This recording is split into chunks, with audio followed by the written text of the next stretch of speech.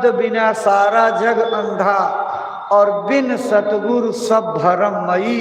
सतगुरु खोजो री प्यारी, जगत में दुर्लभ रतन यही। शब्द रता सतगुरु पहचानो, हम यह पूरा पता दई।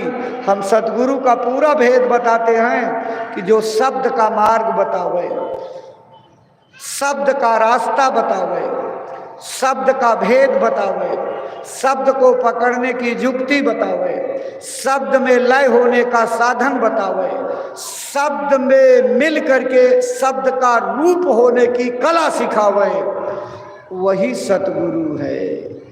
धुनि आने जो गगन की, सो मेरा गुरुदेव, सो मेरा गुरुदेव। करऊं मैं पूजा वाकी, शब्द में है गलतान अवस्था ऐसी जाकी। जो शब्द में मिल करके शब्द का स्वरूप बन गया, ऐसे ही गुरु की पूजा मैं करूंगा। तो सतगुरु को खोजना बड़ा कठिन काम है। हमारी हिम्मत है, खोज सकते हैं, कभी जीव गुरु को नहीं खोज सकता। ये तो गुरु की दयालुता है कि वो जीवों को खोजते हैं।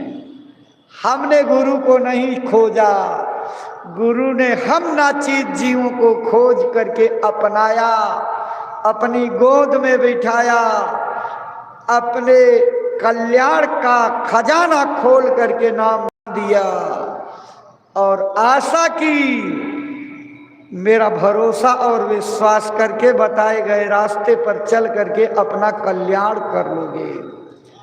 सतगुरु इसी दया को करने के लिए आते हैं। सतगुरु का दर्जा गुरुओं से बहुत ऊपर होता है।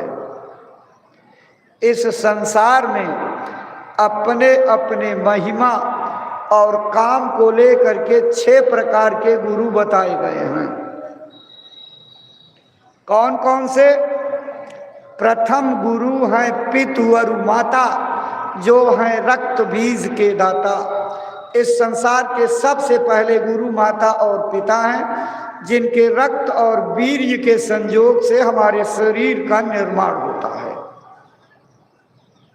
दूसरे गुरु, दूसर गुरु भाई वह दाई, गर्भवास की मैल छुड़ाई।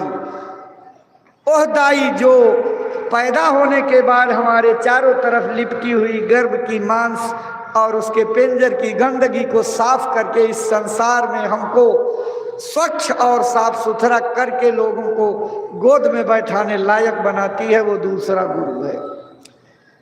तीसर गुरु, नाम जो धारा, लय लय नाम जो गांव पुकारा। जिस नाम को लेकर के गांव हमको बुलाता है, उस नामकरण को करने वाले तीसरे गुरु।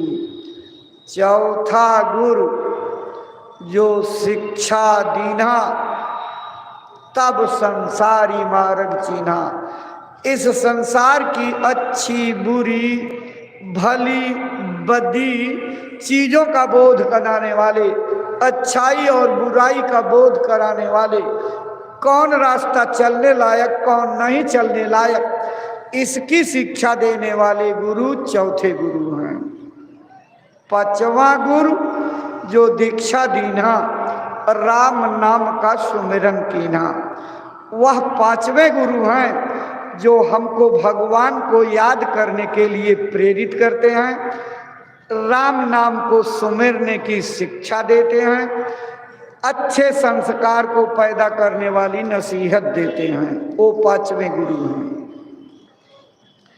छठवां गुरु, भरम सब तोरा, ओमकार से नाता जोड़ा।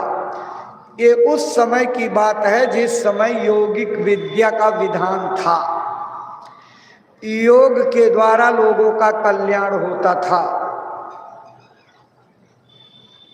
उस समय योग विद्या की अंतिम मंजिल दूसरा मुकाम यानी ओमकार का स्थान था।